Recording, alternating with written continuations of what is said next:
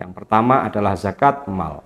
Yang kedua, zakat badan, atau lebih populer dengan zakat fitrah.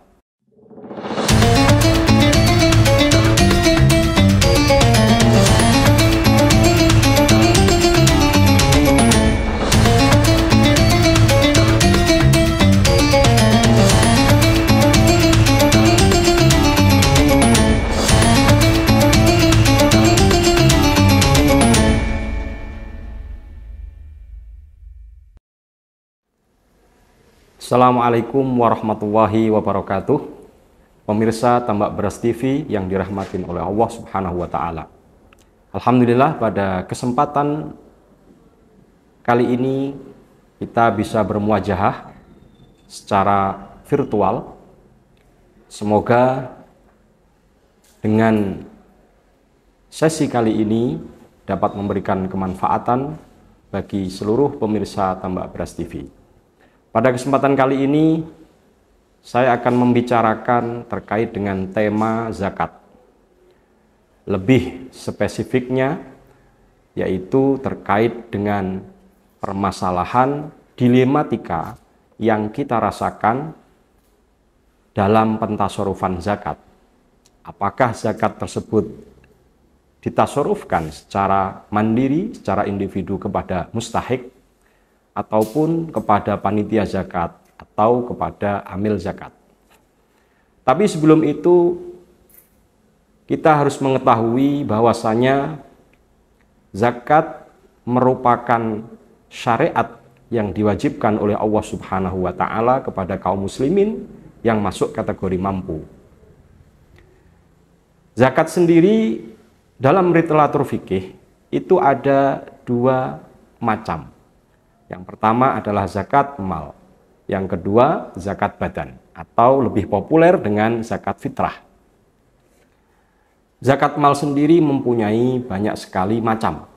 Di antaranya adalah zakatul masyah, yaitu zakat hewan ternak. Ada juga zakatut tijarah, zakat perdagangan, dan juga zakat az-zuru' was-simar, atau zakat hasil bumi. Selain itu juga ada zakat emas dan perak, dan zakat-zakat yang lain yang masuk kategori zakat mal. Selain itu juga ada zakat badan, atau lebih populer dengan zakat fitrah. Dari sekian banyak macam zakat ini, tentunya itu dihasilkan dari perseorangan maupun secara korporasi.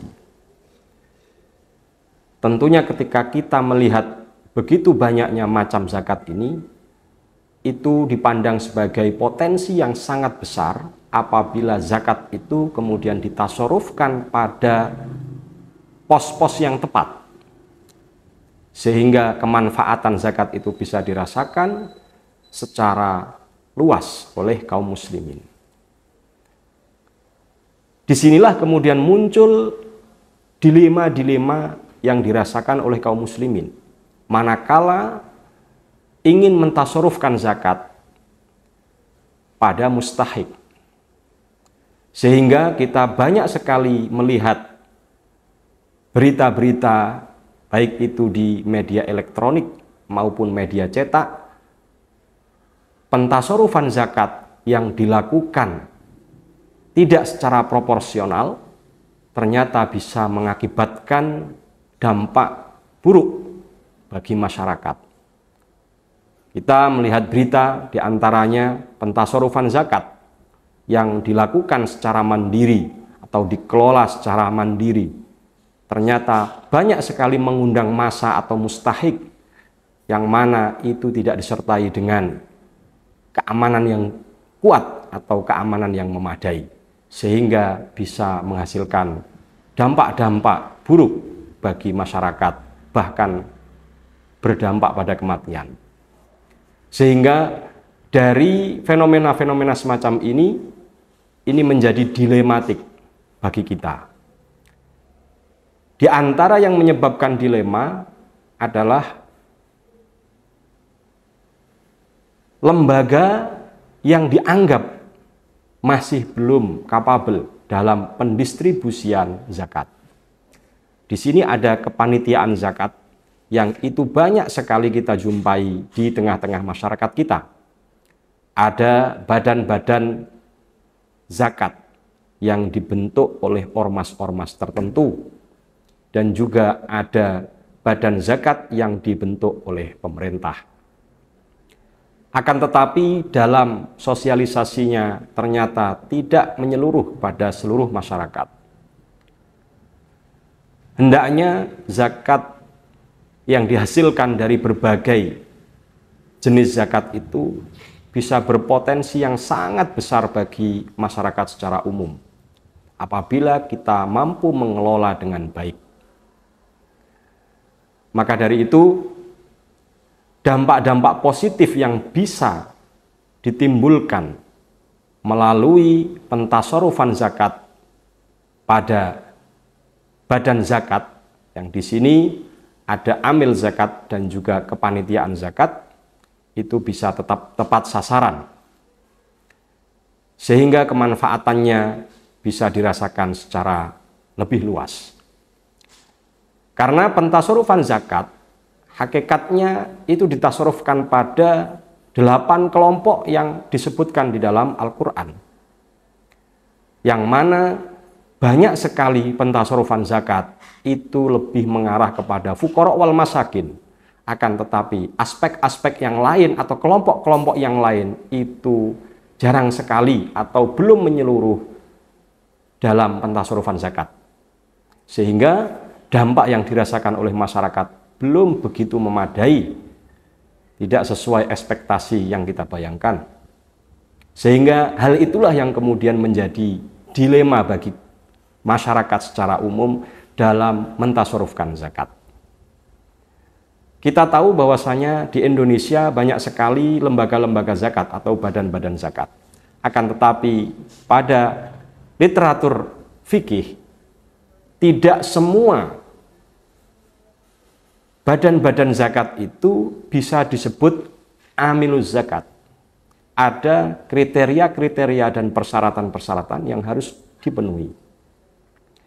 Di antaranya bahwasanya amil zakat itu haruslah yang ditunjuk oleh pemerintah. Kita bisa menganalogikan itu, yang dimaksud dengan pemerintah itu tidak hanya pemerintah pusat, akan tetapi yang dimaksud dengan pemerintah itu juga berlaku bagi pemerintah daerah atau pemerintah yang sejajar dengan tingkat kabupaten atau bahkan desa. Akan tetapi dalam prakteknya ternyata pentasarufan zakat yang dilakukan oleh muzaki itu masih belum berjalan dengan baik, yang pentasarufannya ditasarufkan kepada amil zakat. Ada dampak-dampak positif yang dihasilkan apabila zakat itu ditasarufkan kepada amil zakat. Di antaranya tepat sasaran. Karena apa? Karena pada lembaga zakat atau badan zakat itu dia mempunyai data orang yang sudah terverifikasi secara pasti dia sebagai mustahik, baik itu masuk kategori fuqara wal masakin atau ibnu sabil ataupun yang lainnya. Apabila zakat itu dikelola dengan baik, maka dampaknya akan luar biasa, atau mungkin bisa jadi itu capaiannya bisa setara dengan pendapatan pajak di negara Republik Indonesia. Karena melihat kaum muslimin di Indonesia merupakan kaum yang menjadi mayoritas, yang jumlahnya ratusan juta. Maka apabila itu dikelola dengan baik, potensi-potensi itu akan bisa bermanfaat bagi masyarakat. Maka dari itu, hendaknya kita memahami bahwasanya pentasarufan zakat itu hendaknya dan seyogyanya memang ditasarufkan kepada amiluz zakat. Akan tetapi bagi pemerintah juga harus secara masif mensosialisasikan pentingnya mendistribusikan atau mentasarufkan zakat kepada amil zakat, agar supaya zakat yang ditasarufkan itu bisa tepat sasaran dan bisa bermanfaat lebih banyak di tengah kemasyarakatan kita. Kita harus mengkampanyekan bahwasanya zakat seyogianya atau hendaknya ditasarufkan kepada amil zakat. Dan juga integritas badan zakat harus selalu ditingkatkan agar supaya tingkat kepercayaan masyarakat lebih baik lagi pada badan-badan zakat yang sudah ada. Saya di sini tidak ingin mengomentari terkait dengan legalitas ataupun ketentuan-ketentuan badan zakat yang ada di Indonesia.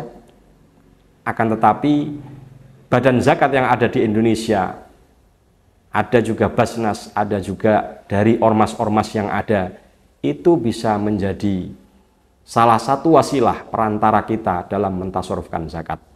Bisa juga zakat yang bisa berdampak bagi peningkatan taraf ekonomi kaum-kaum yang dirasa belum masuk kategori cukup. Maka dari itu, sesuai dengan misi atau semangat terkait dengan kewajiban zakat, yang itu tidak hanya merupakan suatu kewajiban saja, akan tetapi ada aspek sosial yang terkandung di dalamnya, sehingga apabila itu terwujud, maka kita akan melihat kaum muslimin yang lebih kuat dalam hal keekonomiannya. Maka dari itu, pemirsa Tambak Beras TV, mari kita bersama-sama untuk mentasarufkan zakat kita kepada badan amil zakat, baik itu yang diselenggarakan oleh ormas ataupun yang diselenggarakan oleh pemerintah. Karena hakikatnya badan zakat yang diselenggarakan oleh ormas itu juga mendapatkan legalitas dari pemerintah. Yang terpenting, akuntabilitas, transparansi dalam pentasarufan zakat itu yang harus dipegang, dan integritas yang dimiliki oleh para pengelola badan amil zakat itu dapat dipertanggungjawabkan. Maka apabila itu terpenuhi, insya Allah kita akan melihat kebangkitan umat Islam dengan taraf ekonomi yang memadai. Wassalamualaikum warahmatullahi wabarakatuh.